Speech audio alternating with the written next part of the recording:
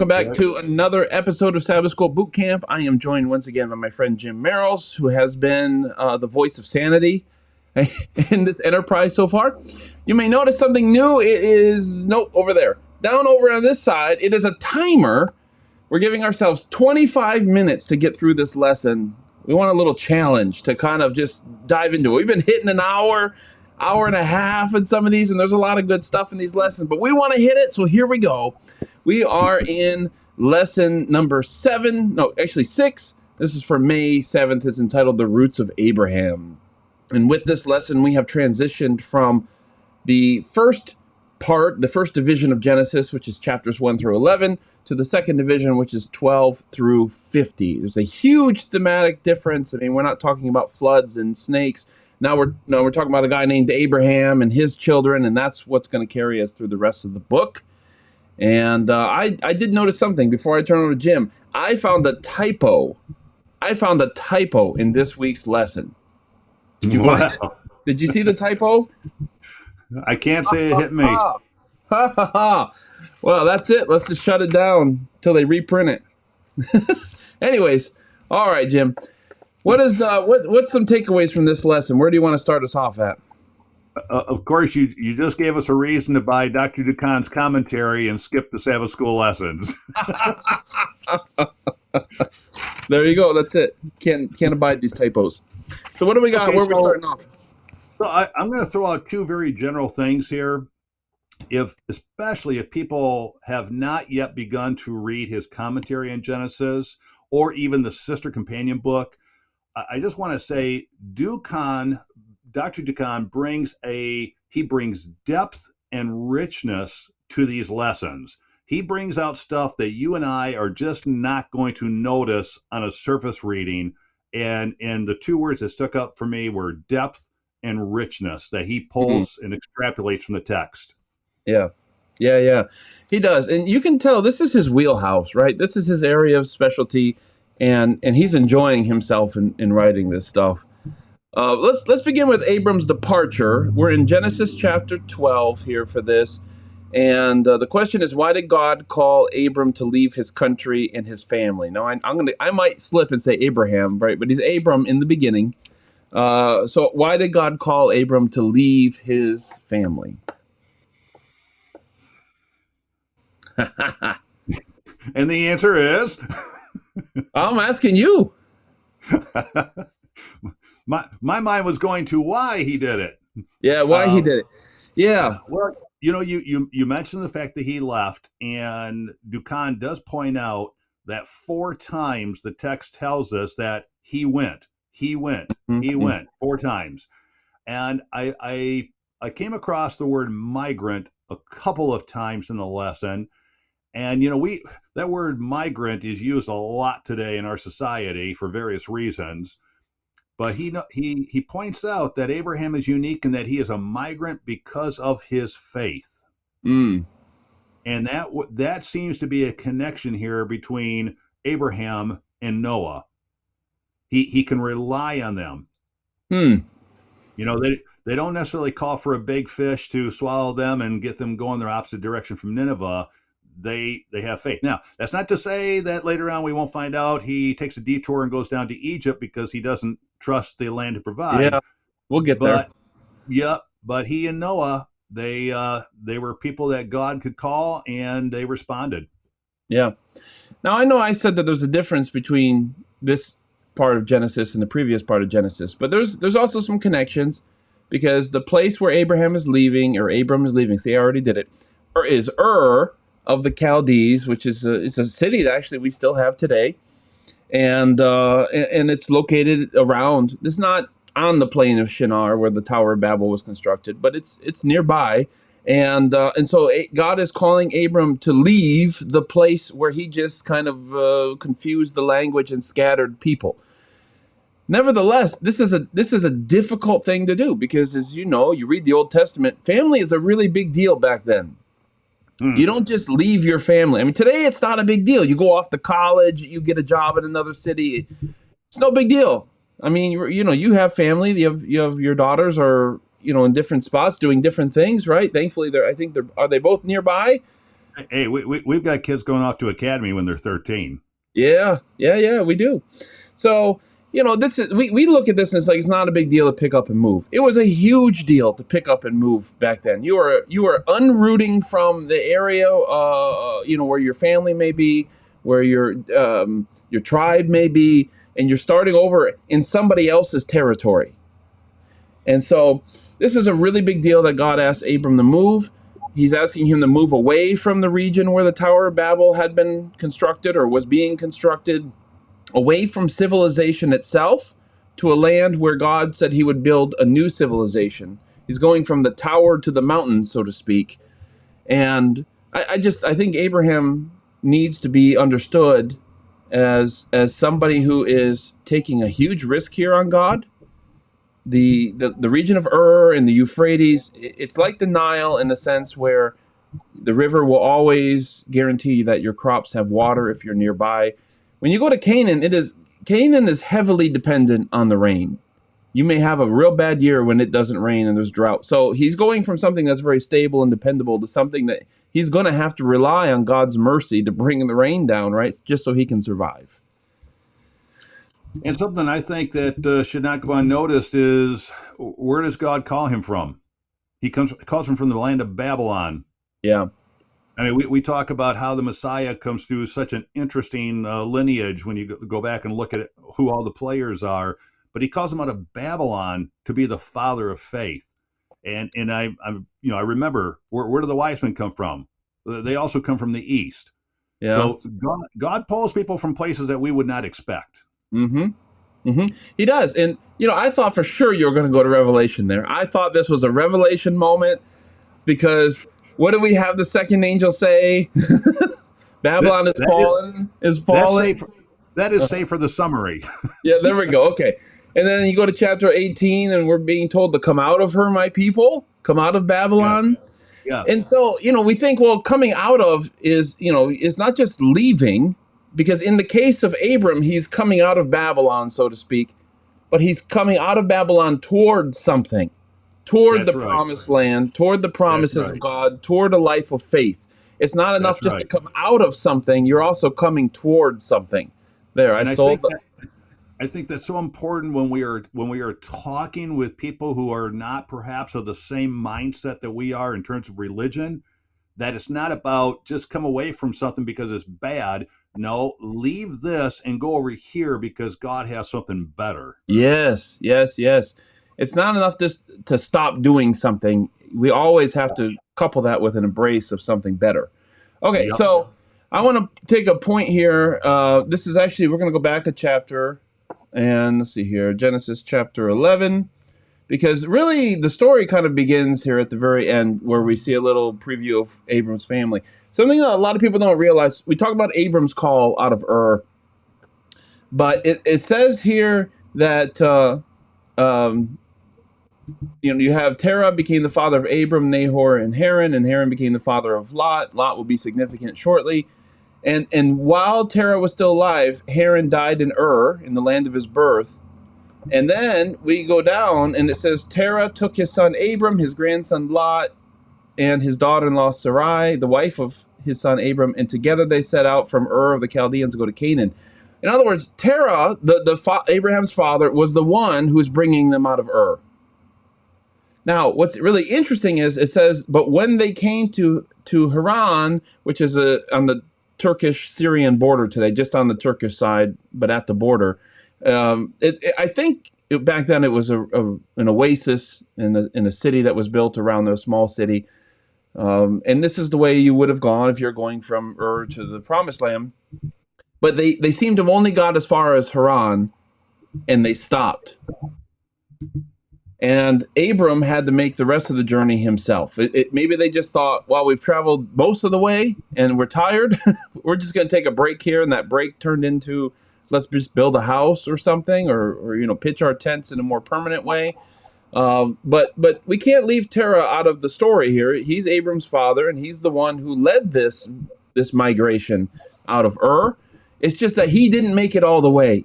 And sometimes our faithfulness to God, I think, is generational. God has called you out of your life of a mess. You can only make it so far.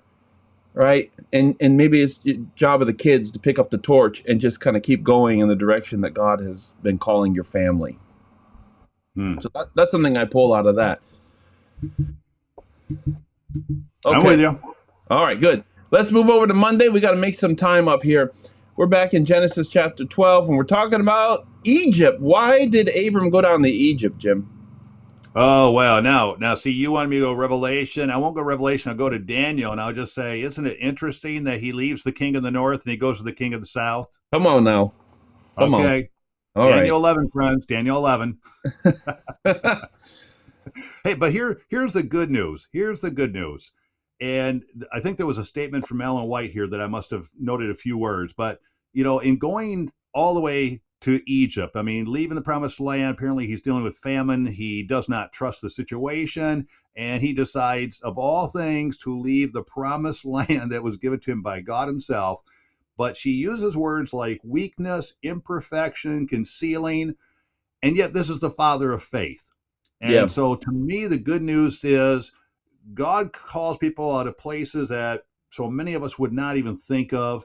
He takes us with all of our weaknesses and imperfections, and we can still be a child of the King, a child of faith, because we really have what it really takes, and it's not us. Yeah. Yeah, I think, we give Abram, I mean, we really knock him sometimes because he has these moments where he's incredibly faith-filled, and he has these moments where he's incredibly faithless. But, put yourself in his shoes, okay? They're traveling from Ur to Haran. Abram was 75 years old when he left Haran. All right, he's not a spring chicken anymore. He comes down to the promised land. Finally, after all this traveling, after all these years, and he finds a famine. I mean, come on, like, God, where are your promises at, man? You know what I mean? Where are these promises? So, he does what his descendants are later going to go do. Jacob is going to send his kids down there to Egypt to get some grain and bring it back. It seems like this was probably a thing people did because the promised land was prone to famine, because if you don't get enough rain and stuff, you had to go somewhere. And the Nile was very much like the land of Ur. So in a sense, Abram going down to Egypt is like him returning home. I believe it's called the Fertile Crescent up there. Yeah, well, it is. Mm-hmm. It is. Yeah. And, like I said, the Nile is a lot like the Euphrates. It keeps things constantly watered. And but Canaan, not so much. Not so much. Need some rain. I'm thinking here that your point must be that he was in denial. Oh. I had to. Oh. Is there a talking tomato and cucumber around here somewhere? Do we? Exactly. Oh, I'm gonna be honest with you. I read this story of Abram in Egypt, and I don't like him. I really have a hard time with him. I mean, he convinces his wife to lie to everyone, saying that she was only his sister. She was his sister, technically, but I mean, obviously she was more than that. So some people are going to quibble over it. Was it really a lie? And it's like, I mean, it was a half truth told with the intent to deceive. Okay. Yeah. Call that whatever you want, but it's a lie. And because of that lie, the Pharaoh enriches Abram with cattle and servants. And then God has to start releasing plagues on the Egyptians, on Pharaoh and his family, because of Abram's lie. And finally, Abram is sent out of Egypt, but he gets to keep all of the riches that Pharaoh gave him. I mean, how do you like this person, right? Because of a lie, he ends up becoming rich, or at least richer. And, are you telling me that you're more like the brother to the prodigal son? No, I think that because of Abraham's other stories where he's so faithful and so great, and of course the Bible talks very highly of him, we tend to kind of gloss over elements where he's just really unlikable here. I mean, he lies and he gets away with it. Plagues fall on Pharaoh's house, and Pharaoh is the good guy in this story, not so much in the next book of the Bible. But in this one, he's the good guy. He's trying to act honorably, and yet plagues fall on his house because of Abram. And there's no consequences for Abram, at least in this story. He gets rich, and he gets to walk away. I mean, not cool, dude. Not cool. Maybe at 75, he just hadn't quite grown up yet. How many more years do you need? I like something Dukan says. Dukan says Abram's deception turns against him. He's worried that Pharaoh is going to take Sarai to be his wife. So he's like, I'm going to claim that she's my sister, and then he won't kill me to take her. Well, the lie ends up working against him, Dukan says, because it's precisely because they weren't married, that Pharaoh didn't think that they were married, that he took her into his harem. Now, Sarah is going to be what? I don't know how soon he left Canaan. Let's assume Abram is still 75, and Sarah would be 65. She gets taken into the harem at 65. Respect. I don't know what else to say. they aged very slowly back then. Any final words on Tuesday on Monday? No. Let's go Tuesday. All right, Tuesday it is. Here we are in Genesis 13. We're going to scoot over there. We have Abram and Lot. Okay, so they're back in the promised land. Dukan makes a point there in the lesson. He says Abram returns to where he was before, right? As if his trip to Egypt were a mere unfortunate detour. And, we're back in the promised land in pretty much the exact same spot at Bethel. And we I don't know if the famine is still lingering just a little bit, or maybe he's become so rich and Lot's become so rich that they have so many herds. But the problem here, it seems that the shepherds and stuff are clashing with each other over grazing land, and they're just not getting along and can't resolve it. So what happens next, Jim? Well, actually, this is kind of where I was talking about him growing up, maybe at 75, because we see a different man at this point. Yeah. In terms of Lot, here he is. I don't want any strife between us. I'll let you have first choice. And we start seeing a number of actions on his part that suggest to us, I mean, this is before we get to the laughing scene, but we start seeing a number of things here that's like, hey, this isn't the same Abraham who went down to Egypt and concealed his situation and all that. Yes. So he you know what? He actually sounds like us, doesn't he? Yeah. He has his high points of faith, but he also has his low points. It's like, what are you doing? You're moving forward. You just took a big step backwards. Yep. Yeah, he does do that, but you're right. He shows that nobility here where he allows Lot to choose. Abram is older, and he seems to be the head of the clan at this point. He can choose whatever he wants for himself. But we don't see that. We see a selflessness in Abram. It says that Lot chose the plain of Zoar, which the text says was like the garden of the Lord, meaning, the Garden of Eden, which is impressive, right? So the earth at this point is still pretty fruitful and pretty beautiful.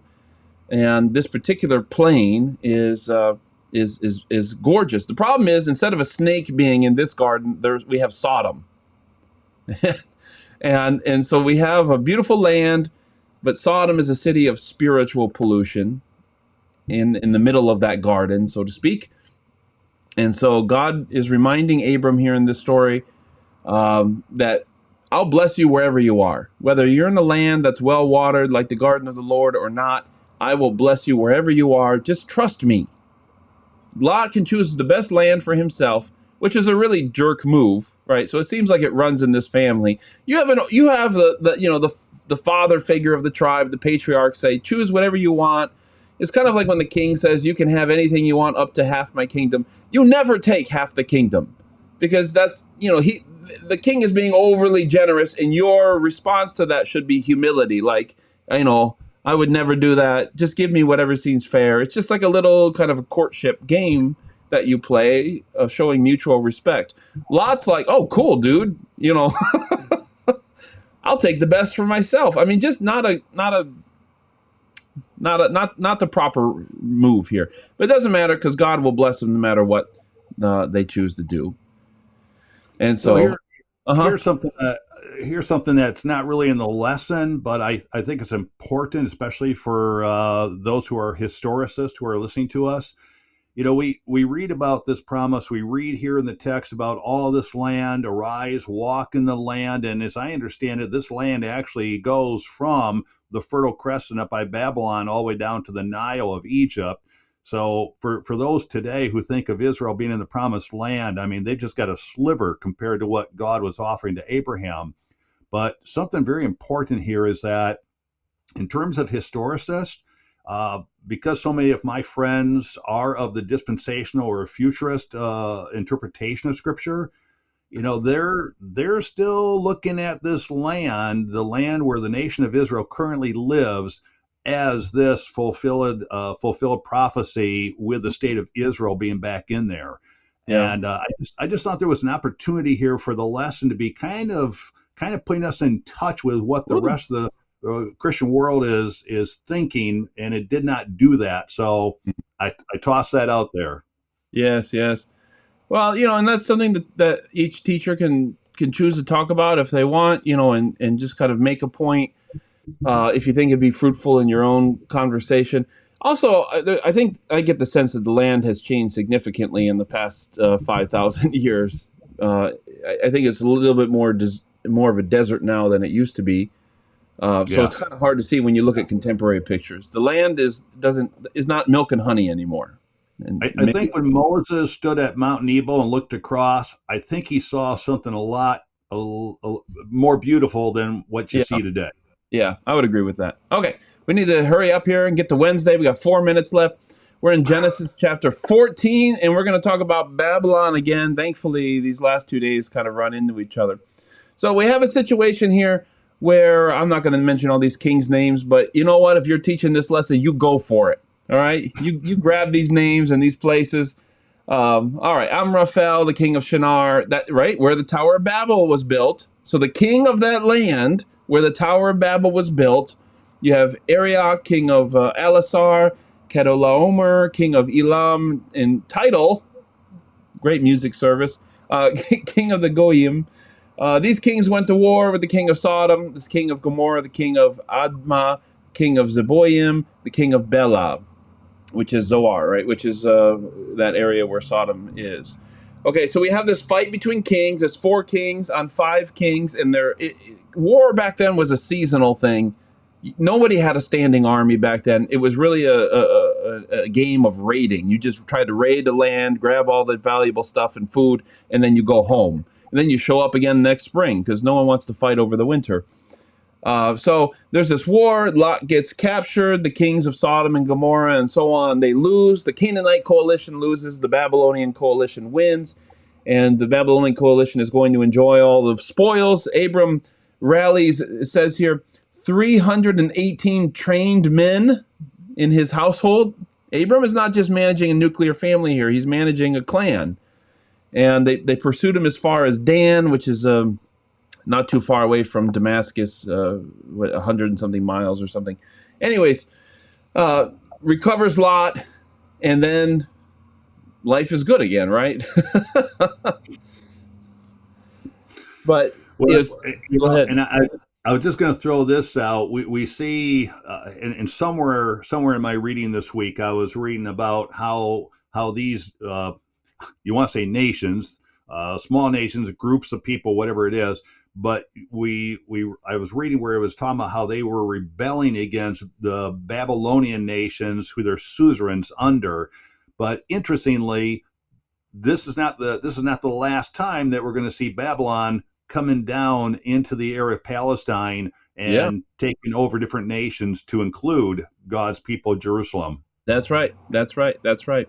So, I think, by the way, the fact that Lot was captured, I do want to say this is the price of living in Sodom. Because if the city is under attack, they're going to recruit all the able-bodied men to go fight. Whether it's your war or not your war, whether it's your fight or not your fight, you have to go. And so Lot undoubtedly was carried up in this. He has to go defend the city, the wicked city. And that's the price you pay for living in Sodom, is they're going to make you do things that maybe you don't want to do, and you may pay the price for it. And so he was captured. Okay, we got less than a minute. Let's get on to the last day. Melchizedek. Boy, what do you say about Melchizedek in 1 minute? Let me go real quick. He's the king of Salem, probably meaning Jerusalem, and he's a priest. He's a priest and king. This is the first time we have the word priest in the Bible, and there's a lot of mystery surrounding him. But Melchizedek blesses Abram after the victory, and it's just kind of a generic blessing that gives credit to God. And then Abram, in response, gives him a tenth of all his possessions. In other words, tithing is always a return. It's always a response. It's not something you just proactively do. It's a response to the blessing. All right. Go ahead. Okay. So here's my 2 cents worth for the Sabbath School teachers. Recall that we just went through the book of Hebrews in the previous quarter. And recall that what we learned in Hebrews was that this is not Christ. This is not the person of Christ, pre-carnation. This is Paul in the book of Hebrews using Melchizedek's unique situation, a man who is somewhat ambiguous. We don't know where he comes from. We have no lineage. He's paid tithe to. He is a priest of the true God of heaven. And Paul in Hebrews used that as a springboard for trying to bring out how Christ is unique, how he is a high priest of his own order and such. So 2 things. 1, he is not Christ. We've discussed that in the previous quarter. And secondly, Paul uses to his advantage who Melchizedek was and applies that to Christ in terms of his unique ministry and his own unique background and lineage. Okay. The final thing I'm going to say is from verse 22 here. Abram tells the king of Sodom, with raised hand I have sworn an oath to the Lord, God Most High, creator of heaven and earth, that I will accept nothing belonging to you. I think this is Abram's kind of sly way of saying, all of this belongs to God. It's not mine. And he does say some of this belongs to you. It did originally, right? But Abram's saying it's not mine to take. Everything belongs to God. So when he gives a tithe to Melchizedek, he's returning God's property back to him, at least a small portion of it. And that's the mindset. I love that mindset of Abraham's or Abram's. We don't have anything. Everything belongs to God. So it doesn't cost us anything to return to God what's already his. That's all I'm going to say. And I'll throw this out in the teacher's portion of the Sabbath School lesson. There comes this statement: Melchizedek belonged to the Canaanite community. So once again, we see how God calls Abraham out of Babylon. We see how he calls the wise men from the east. Here he has Melchizedek, who is a priest receiving tithe, and he is a Canaanite. So once again, we just see God calls people from any direction he wants to, and he declares them righteous. He declares them priests. God will do what God wants to do. Amen. Amen. It's our job to respect it and to recognize it. All right. We're done here at Sabbath School Boot Camp on lesson number 6.